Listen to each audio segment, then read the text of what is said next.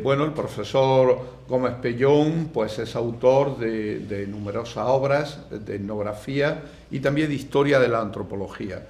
Me acordé de él y nos acordamos precisamente por esta dimensión, es decir, que ha sido una persona que le ha dedicado mucho espacio a la reflexión de lo que han sido los antecedentes de la historicidad española en relación con la antropología, tanto a través de Ortega como de otros autores, y esa es la razón de invitarlo. Le agradezco que aceptara inmediatamente el reto, porque Eloy Gómez Pellón es una persona que ocupa además un espacio importante en la reflexión sobre lo iberoamericano, que es un aspecto que en el caso de nuestro homenajeado Américo Castro, pues era tremendamente importante. Eloy Gómez Pellón es codirector de la principal revista de antropología que hay en el espacio ibérico o español, que es la revista de la AIBR, de manera que también esperamos que los ecos de este debate sobre Américo Castro pues consigamos Eloy darle en su momento el máximo eco a través de los medios que todos nosotros pues podemos manejar. Le doy la palabra y le agradezco, y lamento que no haya podido venir, pero con los medios que contábamos eran los que eran.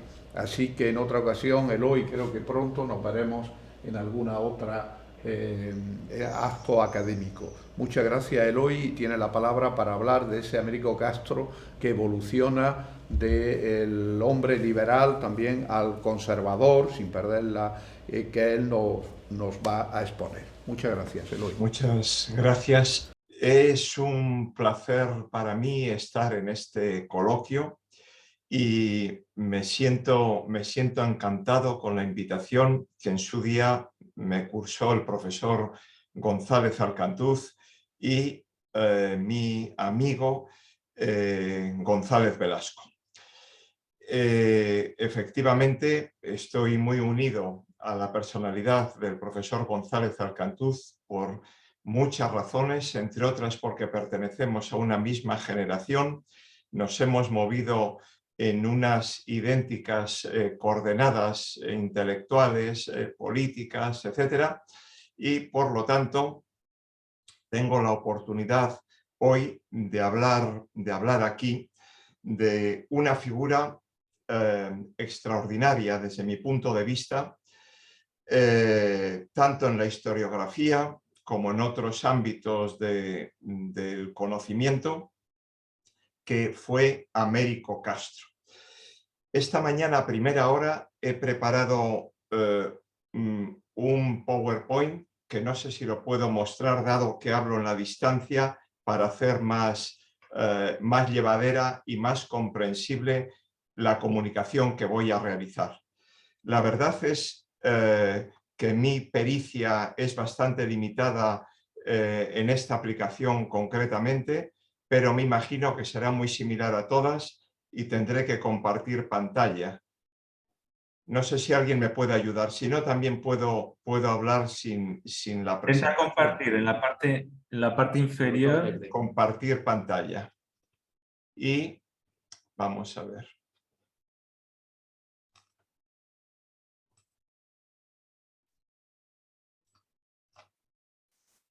Sí. Yo no sé si se puede ver. Sí, sí, se ve. Perfectamente. Bueno, de esta manera, como voy a ir hablando, pues quienes están al otro lado, quienes estáis, permitidme quizá la falta de cortesía del tuteo, podéis seguir lo que voy diciendo. Una pregunta, Eloy. Bueno, espera, puedo silenciar esta parte. Por si acaso se está metiendo el sonido de aquí del altavoz, o se está oyendo bien del otro lado. Bueno, voy a... Se oye bien. Gracias. Bueno, tengo que decir que yo estudié la carrera de Filosofía y Letras a finales de los años 70, y en aquella época se hablaba ya poco de Américo Castro. Sin embargo, tuve un profesor en la carrera, un catedrático de historia medieval llamado Eloy Benito Ruano, que se refirió en varios momentos de la asignatura a él. Poco antes yo había tenido conocimiento suyo mientras cursaba la titulación de Derecho. Había tenido conocimiento de él en una asignatura de Historia del Derecho a propósito de algo que llamó mi atención y creí que se trataba de un jurista, a propósito de los fueros leoneses. Él fue el traductor, tal vez ayudado por Federico Donís, lo desconozco, y la verdad es que tenía un buen nivel aquel trabajo para un estudiante de primer curso. Después, en Derecho Político, creo que fue el profesor Morodo quien también nos habló de él, pero fueron retazos de alguien que aparecía muy esporádicamente en las bibliografías de la época. Pero ya digo que para mí era un intelectual de referencia, podemos decir, y volví sobre él en varias ocasiones de mi vida. No soy un especialista en el tema, lo digo con total franqueza, y voy a ir hablando, por tanto. Bueno, desde mi punto de vista sí es un referente insoslayable de la intelectualidad española de la primera mitad del siglo XX. Digamos que irrumpe muy pronto, muy joven, es un investigador prolífico, es además un publicista que participa en la prensa diaria y se hace, siendo todavía muy joven, un lugar en esa intelectualidad española. Lo situamos, tal como se dice en la diapositiva, en la generación de 1914, esa generación que está entre la del 98 y la del 27, es una generación poco definida, pero en la cual concurren pues, claro, Ortega y Gasset, Pérez de Ayala, Sánchez Albornoz, Marañón y algunos otros intelectuales de la época, todos ellos muy distinguidos, que dan vida a eso que podemos llamar generación. Subrayo la idea de que bueno, yo lo llamo granadino universal, por nacimiento no es granadino, pero digamos que por cultura, vamos a decir, por genealogía, por formación en la Universidad de Granada, etcétera, podemos hablar de él como un granadino, y ciertamente es un granadino universal, referente en ámbitos como el histórico, el filológico sobre todo, el jurídico, etcétera, etcétera. De ahí la altura extraordinaria de Américo Castro. Bueno, por situar rápidamente a esta singular personalidad, estaba dotado de una gran formación, se manejaba muy bien, escribiendo se nota que conoce muy bien los conceptos que utiliza, pero además escribe con facilidad, y gana la cátedra siendo todavía muy joven, es la de Filología Española, que después se llamó Historia de la Lengua, porque solo tiene 30 años, lo cual tampoco era demasiado extraño para la época, es decir, que no era infrecuente ganar la cátedra en un momento de juventud, podemos decir. ¿Por qué gana la cátedra? Claro, cuando se gana una cátedra concurren muchas circunstancias y no solo el trabajo personal, el nivel intelectual, etc. Él, digamos que previamente se había tejido una red social importante, digamos que desde mi punto de vista se mueve muy bien en ámbitos como el social, el político, etc. Y es, digamos, alguien que manifiesta abiertamente su liberalismo muy pronto y, por lo que parece, con absoluta sinceridad. Se mueve entre el Centro de Estudios Históricos de Menéndez Pidal. Hay que decir que él se acerca a Menéndez Pidal y esa ayuda es decisiva para obtener la cátedra.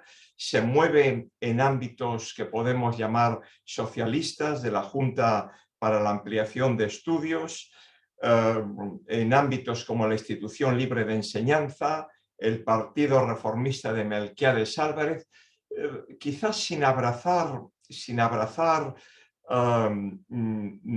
decididamente ninguno de estos ámbitos, pero se sabe manejar muy bien.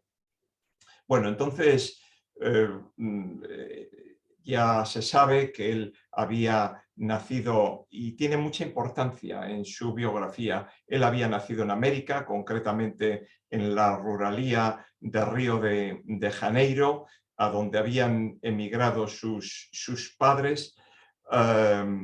Y hay también una particularidad en él que es propia de su familia, y es que en el imaginario personal tienen lo que podemos llamar una cierta conciencia de clase, es decir, se sienten un poco elevados, un poco por encima de sus iguales, podemos decir, ligeramente elevados. Parece que era una familia que pertenecía a la pequeña burguesía rural, que había vivido tiempos mejores, pero que había venido a menos, pero que conserva esa conciencia de clase. Bueno, toda la prédica, digo ahí, de Castro en su juventud se asienta sobre algo que era ya muy conocido en la época. Es decir, no es innovador en ese sentido. Es la retórica del atraso español y el marasmo de sus instituciones. Era incluso un tema muy recurrente, pero muy recurrente, porque es el tema por el que se pasean todos los intelectuales de la generación del 14 y otros con anterioridad. El más característico de esta retórica es Unamuno. Me he admirado Unamuno, efectivamente he escrito en varias ocasiones sobre Unamuno, como lo he hecho sobre Ortega y Gasset, que es compañero de viaje de Américo Castro. Y la verdad es que, por lo que yo presiento, hace muchos años que llegué a esta conclusión, la obra de En torno al casticismo, que es una compilación de trabajos de Unamuno escribía sin parar, como bien saben los presentes, y además, digamos que pergeñaba un trabajo de cierta enjundia muy rápidamente. Y una compilación de esos trabajos dio lugar a En torno al casticismo, del año 1902, después incluso se incrementó, y ese fue un trabajo que probablemente constituyó una especie de libro de horas de estas personas que sucedían a Unamuno y que pertenecían a la generación de 1914. Tengo que decir que el propio Ortega imitó todo lo que pudo a Unamuno, aunque luego se fue distanciando y se fue construyendo su propio íter vital, y creo que todos ellos, Pérez de Ayala, Marañón, etcétera, imitan mucho el estilo de Unamuno. Concretamente, Américo Castro utiliza frases de un parecido sintáctico realmente extraordinario. Y hay algo que une a todos ellos, y es el cervantismo. De hecho, Unamuno participa muy activamente en el homenaje a Cervantes de 1905, en el tercer centenario, la vida de Don Quijote y Sancho, y Ortega publica las Meditaciones del Quijote en 1914. Y digamos que todas estas obras, luego seguiremos con el recordatorio de Cervantes, van a la zaga de una serie de obras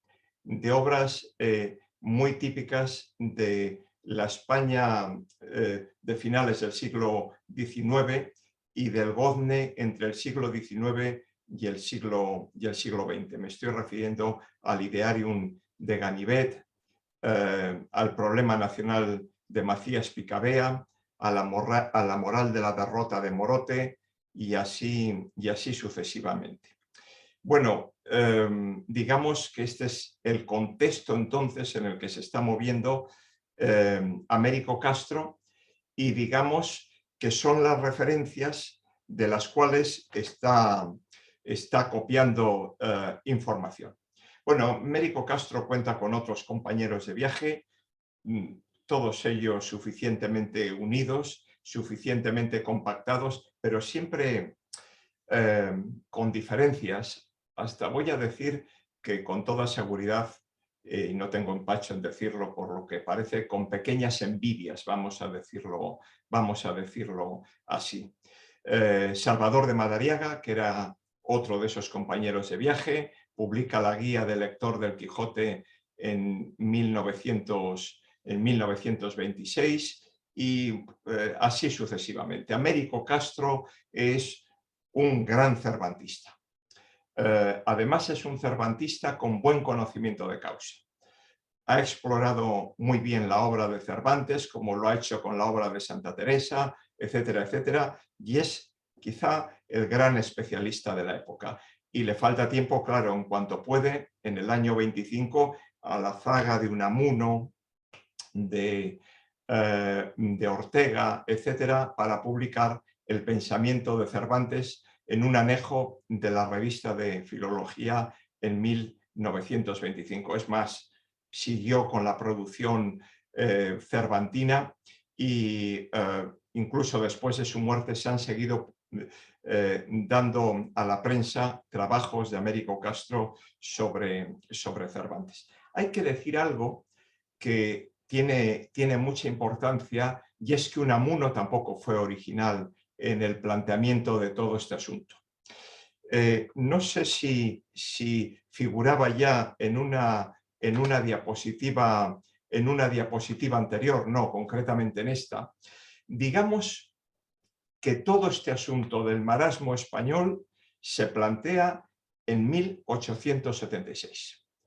En ese año, Gumersindo de Azcárate, otra de las personalidades de referencia de Américo Castro, publica un trabajo sobre el tema que es respondido en un tono complementario muy interesante por Menéndez Pelayo, jovencísimo.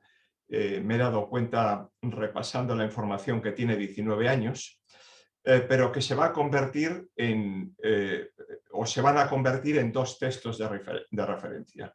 Menéndez Pelayo se da mucha prisa y, bueno, como saben los presentes, publica todo lo relativo a la ciencia española en varios volúmenes entre 1877 y 1880, la historia de los heterodoxos españoles entre el 80 y el 82, la historia de las ideas estéticas en España entre el 83 y el 89, y este es el clima en el cual se van sucediendo todos estos trabajos que voy refiriendo, y entre los cuales están los de Américo Castro. Entonces digamos que la gran referencia es Menéndez Pelayo, sobre todo en Unamuno, evidentemente, es muy permanentemente citado, entre otras cosas porque había presidido su tribunal de cátedra, etcétera, etcétera. Y es curioso de estas cosas que acontecen en la historia de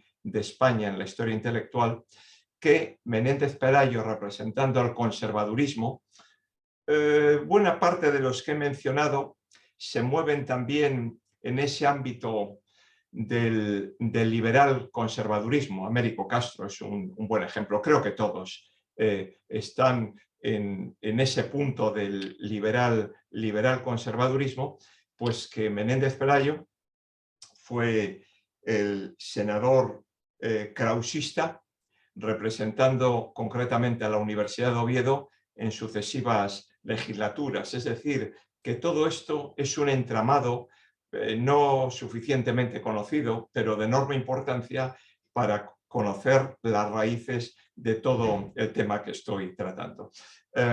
Cito ahí al periódico El Sol, porque es el periódico en el cual más escribe Américo Castro, como escriben muchos de los compañeros de viaje, Claro Ortega y Gasset, escucho decir, etcétera, etcétera. Bueno, el caso es que Américo Castro, muy joven, se ha labrado un lugar en la historia intelectual de España, persona de referencia, bien situado socialmente, incluso se casa con una hija de Medina Beitia Ortiz de Zárate, un médico krausista muy conocido en la época, digamos que muy bien situado políticamente, muy bien situado académicamente, y todo esto ya se sabe a lo que da lugar. Da lugar a que se crean amigos, pero también se generan muchos enemigos. Muchos enemigos que miran con recelo, miran con sospecha la construcción del íter vital de Américo Castro, de tal manera que él poco a poco va descubriendo que quizá no tiene tantos amigos como pensaba. Y sin embargo, nada más concluir la restauración, claro, la última restauración con la caída de Alfonso XIII, está tan bien situado Américo Castro que tiene la oportunidad de ser embajador de España en Alemania. Bueno, para él un auténtico sueño, porque digamos que la gloria política la había perseguido fehacientemente y es un momento de ver ese sueño cumplido. Embajador en Alemania entre el año 1931 y 1932. Fue un periodo breve, cambiaban los gobiernos, cambiaban los embajadores, sobre todo, claro, estos embajadores a honorem que se iban nombrando, que no eran de carrera diplomática, pero digamos que Américo Castro, por su formación, se podía mover muy bien en estos ámbitos. Tenía además, digamos, que la oportunidad de comunicarse muy bien a propósito de su excelente conocimiento de las lenguas modernas. Hablaba muy bien francés, hablaba bien alemán, etcétera, etcétera. Y entonces tiene la oportunidad esa de ser embajador del gobierno republicano en Alemania.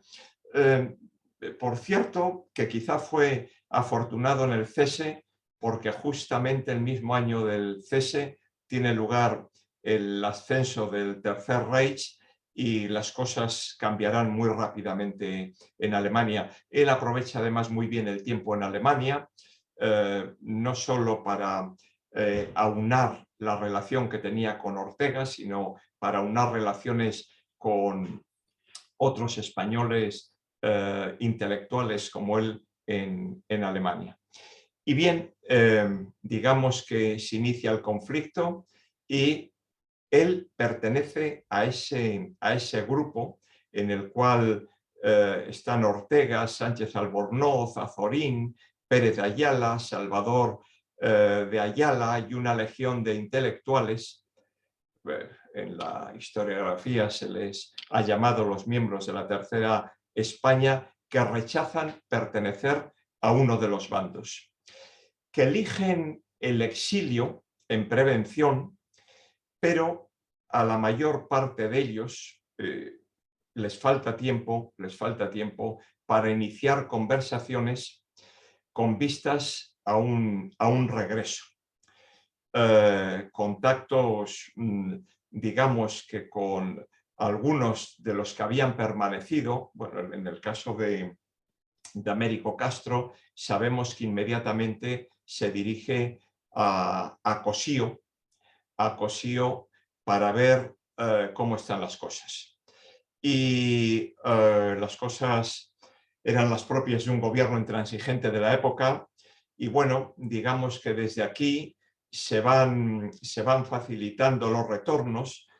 Bueno, Azorín retorna muy pronto, Marañón prontísimo, Pérez de Ayala muy pronto, Ortega y Gasset sin tardar mucho, yo creo que regresa hacia el 48, el 49, o quizá antes, no lo sé. Algunos de ellos incluso ya logran realizar estancias, pequeñas estancias con anterioridad, etc.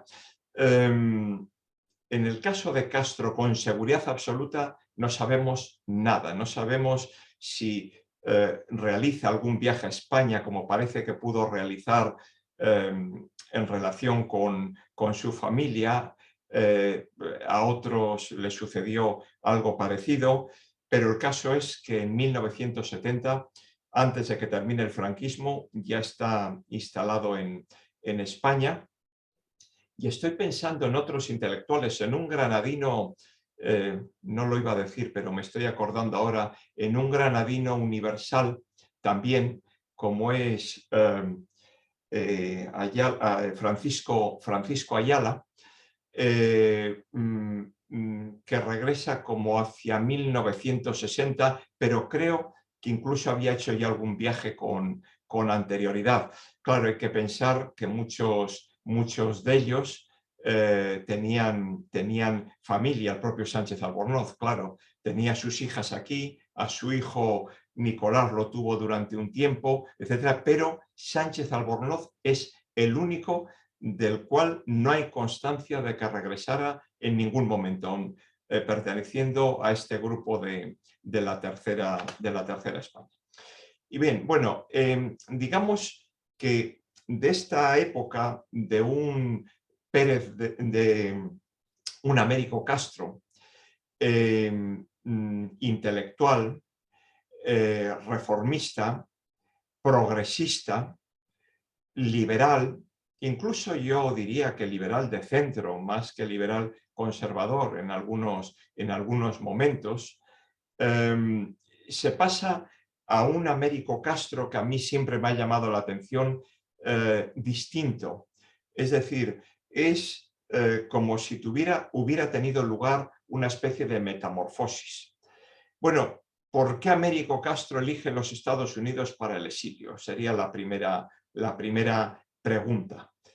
Ya en el año 37 lo encontramos en Wisconsin, enseguida en Texas, en Princeton, etcétera, etcétera. Es decir, en el año 37 ya lo encontramos en Estados Unidos. Eso es debido a que sale de España en el año 36, precisamente con Azorín. ¿Por qué elige los Estados Unidos para el exilio? Bueno, parece ser que él no eligió Estados Unidos para el exilio. Y parece ser que eso fue una elección del país de destino. La mayor parte de los intelectuales del exilio que viajaron a Estados Unidos pertenecían a un mismo sector ideológico y digamos que fueron contactados muy pronto por los Estados Unidos y invitados a dirigirse a este país. También parece ser, lo desconozco con exactitud, que los exiliados de izquierdas eran generalmente desviados a México. Es decir, que cuando intentaban entrar en los Estados Unidos eran desviados a México, y ese fue el caso de un grupo numeroso de intelectuales españoles. Y lo que son las paradojas, en México se encontraron con que tenían que mantener la mayor neutralidad política posible, es decir, que en sus intervenciones públicas tenían que ser sumamente moderados, etc. Bueno, estas cosas que pasan en los diferentes países.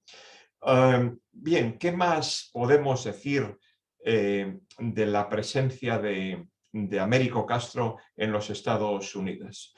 Bueno, pues que en Estados Unidos, cuando había intelectuales que simpatizaban de alguna manera con la izquierda, eran sumamente vigilados, que en los departamentos de hispanismo se vigilaba mucho su presencia, porque por vía de la literatura podían introducir la parte política, y que si fue alguien en el cual se confió en Estados Unidos, y de ahí que el cursus honorum norteamericano de Ortega fuera completamente deslumbrante, fue precisamente Américo Castro.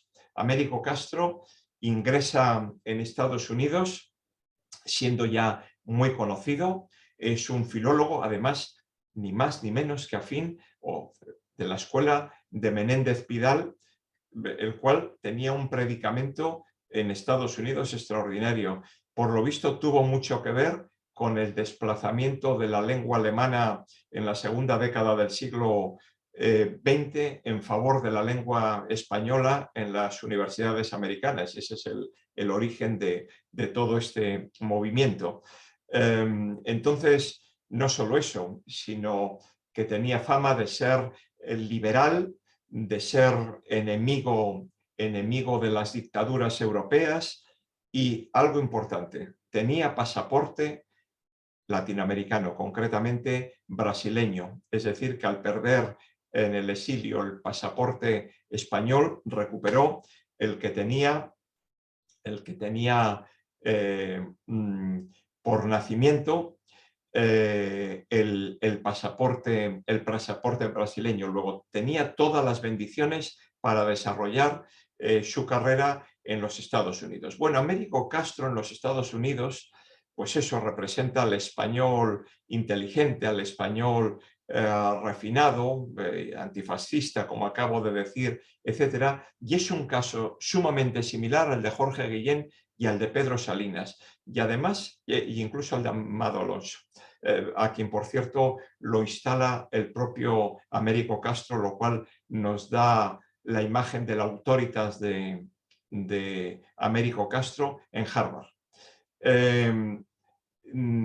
Además, quiero decir que tenían una imagen, lo cual no era menor en los Estados Unidos, voy a decir, caucásica. Es decir, que en Estados Unidos este tipo de detalles también tienen su importancia. Y a pesar de la relación que tuvieron con Federico d'Onís, el caso de Federico d'Onís es distinto porque había llegado en 1916 por voluntad propia, no era un exiliado ni lo fue nunca, y no era precisamente un liberal, sino un conservador. De todas formas, sí colaboran todos ellos con él. Y bueno, ¿qué voy a decir ya para terminar? Porque el tiempo corre muy rápidamente. Tengo el reloj delante y cada vez que miro ha avanzado considerablemente. Bueno, digamos que Américo Castro participa en el tema del hispanismo norteamericano en un momento crucial. Y ahí es donde aparece un Américo Castro realmente distinto. Él, mientras estuvo en el Centro de Estudios Históricos en Madrid, tejió lazos con las universidades de Latinoamérica. Sin embargo, en Estados Unidos tiene mucho cuidado en trazar una jerarquía en el cual lo español se alza sobre lo latinoamericano. Cuando él llega ya existía la batalla real entre lo que se llamaba allí el peninsularismo y el latinoamericanismo, y él se decanta claramente por el peninsularismo, de suerte, por decirlo de alguna manera, que además en esa prelación, en esa jerarquía que dibuja, sitúa lo español por encima de lo portugués en alguna medida por lo menos. La verdad es que fue una actitud muy similar a la de otros profesores españoles en los Estados Unidos, no sé si todos, pero una gran mayoría. Y nos cuenta Sebastian Faber, que además, bueno, pues fue persona de la escuela, o ha sido siempre persona de la escuela de Américo Castro, que algunos de sus alumnos percibían, dentro de la genialidad de estos profesores y de Américo Castro muy especialmente, y además del magisterio extraordinario, de la técnica, etcétera, etcétera, eran percibidos como conservadores, un poco reaccionarios, tradicionales, dominantes, etcétera, etcétera. ¿A qué se pudo deber esto? Bueno, pues a que adoptaron actitudes que eran las que se utilizaban en la Universidad Española y que, aunque ellos eran una avanzadilla cuando estaban en España de la innovación y de la modernidad, cuando llegan a los Estados Unidos, digamos que esa modernidad no es tal en comparación con la modernidad americana. Entonces, bueno, algunos estudiosos, si nos lo recuerda Sebastian Faber, como Joan Resina, quedaron sorprendidos en Estados Unidos incluso de la jerarquía que trazan estos hispanistas entre el castellano y el resto de las lenguas peninsulares. Es decir, que realmente el resto de las lenguas peninsulares no existían prácticamente en el programa, y el culto a lo español es un culto auténticamente extraordinario.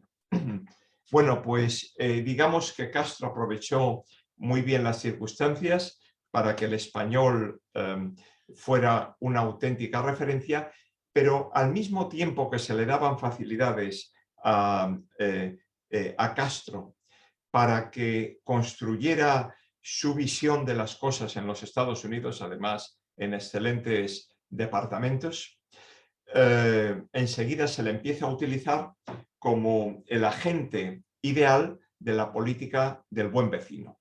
Es decir, hay que construir el liderazgo después de la Segunda Guerra Mundial, el liderazgo de Estados Unidos en América, y Américo Castro es la persona llamada, tal como nos cuenta Fernando de Giovanni, para realizar esta operación. Y esa operación se realiza utilizando efectivamente la política panamericana, que ya había sido pergeñada después de la apertura del Canal de Panamá en 1914, sobre todo por los grandes hispanistas norteamericanos, por Ford y por Cuesta, y el asunto está en el punto álgido, precisamente al poco de llegar Américo Castro. Entonces, él es el que elabora un libro titulado Iberoamérica, su presente y su pasado, que ha aprovechado para releer intensamente en los últimos tiempos, y digamos que en ese libro está toda la retórica de la política del buen vecino. No la había percibido en lecturas anteriores, es decir, que ahí se habla mucho, bueno, quizá con una percepción, vamos a decir, protestante o puritana, de la vecindad, de la cooperación, de la simpatía, del afecto, en términos de buenismo, podemos decir, de manera que toda Latinoamérica entienda que Estados Unidos quiere abrazar al continente entero y pide que en reciprocidad se reconozca la primacía de los Estados Unidos. Y Castro aprovecha en ese libro pues, para hablar de un tema esencial en Castro en la época americana o en la fase americana, la importancia del manejo de la autoridad. Cómo España llegó a realizar una colonización modélica en el mundo, sin parangón con la francesa y la alemana en África o la inglesa en África y en Asia, etcétera, etcétera. Es decir, para construir un mundo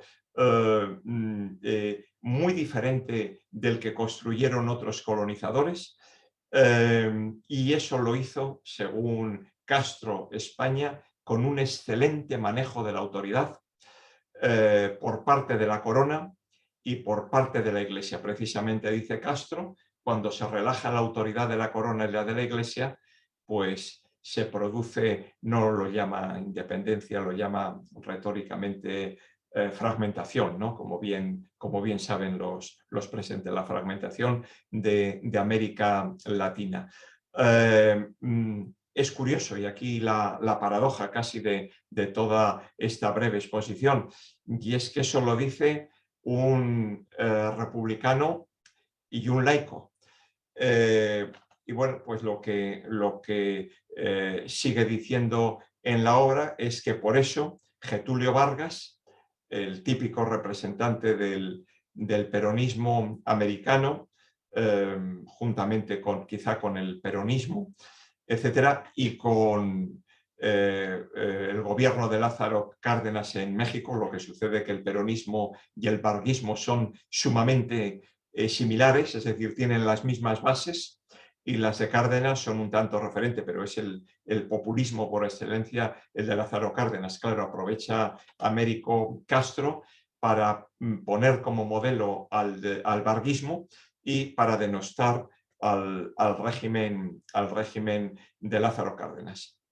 Bueno, pues únicamente para terminar, lo que quiero decir es que ya en parte se ha dicho en la exposición anterior que ha realizado mi colega Antonio de Diego. La obra clave en América de Américo Castro es España en su historia, publicada por la editorial Losada en 1948. Sí aprovecho para decir que Américo Castro escribía no solo en lengua española, sino escribía en otras lenguas. Y bueno, para los que estamos avezados a la escritura en la vida académica, nos quedamos pasmados de la extraordinaria capacidad. Esa obra la escribe muy rápidamente, o la termina de componer muy rápidamente, se la publica la editorial Losada de Buenos Aires. Él tenía muy buenos contactos en Buenos Aires, y sobre todo allí tenía a un compañero que no era amigo, que era Sánchez Albornoz, y al cual le quería enviar, vamos a decirlo así, un recado. Hay una pregunta en la biografía de Américo Castro, a mi juicio, esto lo digo in sotto voce, pero si tengo la oportunidad de escribir sobre ello, lo diré por escrito, estoy convencido de ello, y es que la gran pregunta interior, no lo dicen otras personas, por lo tanto no lo sabemos, pero la gran pregunta interior de Américo Castro es por qué Sánchez Albornoz fue ministro de la República en el gobierno de Lerroux y por qué él no fue ministro. Es decir, eso para él fue de un dolor realmente extraordinario. Es más, después de ser ministro, como bien sabéis, Sánchez Albornoz fue embajador en Portugal y vivió su propio dolor y como fue frecuente, tampoco es muy bien conocido en la época en otras embajadas. Se le reveló, después del golpe de Estado, todo el personal que tenía en la embajada y acabó teniendo como, vamos a decirlo en terminología moderna, como ocupas a todos los que desempeñaban su trabajo en la embajada, mientras él tuvo que salir de la embajada. Pero bueno, quiero decir que estos son, digamos, los sucesos que acompañan a las personas a lo largo de su vida. Tuvo que pedir ayuda a otros consulados de Portugal para salir de Portugal. Y digamos que esa duda y esa pregunta asaltó toda la vida de Américo Castro. Bueno, pues publica ese libro, ya se conoce muy bien el mensaje de ese libro, y es que digamos que la aspereza de la vida de los españoles tiene su origen en una convivencia que tiene momentos muy felices, pero que tiene momentos desgraciados, que fue la convivencia de las llamadas tres castas. Por cierto, os habréis dado cuenta que en Iberoamérica añade una cuarta casta, Américo Castro, la casta indígena de América, claro, la que se añade después de 1492, pero la menciona, pero no le da mucho espacio, digamos, en su reflexión, pero quizá sea acertado, porque para la historia de España eso tiene su importancia. Bueno, entonces, digamos que esa convivencia, feliz en algunos momentos, cuando se rompe, da lugar al inicio de una aspereza muy larga en la vida nacional. Y Sánchez Albornoz publicará, 8 años después, España, un enigma histórico, en la misma editorial, en la editorial Losada, en la que desde luego llega a la conclusión de que la herencia española es una herencia de la monarquía católica de 1492. Este es un poco más largo de explicar, y niega rotundamente el mestizaje cultural que había percibido Américo Castro. Y esta es la última diapositiva donde digo eso, es decir, cuando hablamos de Américo Castro, hablamos de dos Américos Castros distintos.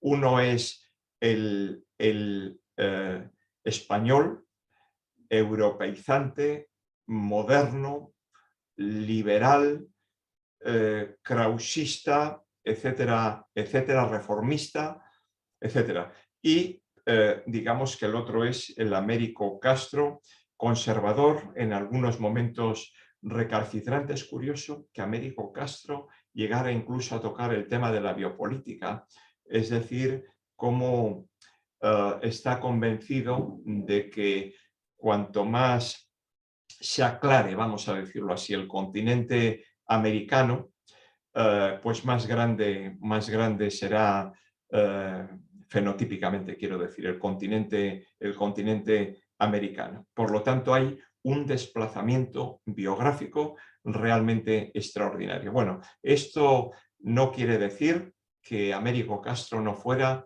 un extraordinario intelectual, una persona, como digo en la cabecera de las diapositivas que he mostrado, es lo que más se me ha ocurrido, un intelectual en buena medida singular, que sería conveniente releer, porque hay muchas lecturas de la obra de Américo Castro y que generan réditos para los lectores que se acerquen a ellas con seguridad absoluta. Lamento haberme excedido unos minutos, no era mi pretensión, he abreviado todo lo que he podido, pero bueno, así son las cosas. Ruego disculpas a los presentes y ha sido un placer compartir este tiempo con todos vosotros. Gracias a esta invitación, como digo, de mi querido compañero y amigo admirado, González Alcantuz, y de mi amigo Pablo González Velasco. Gracias por tanto.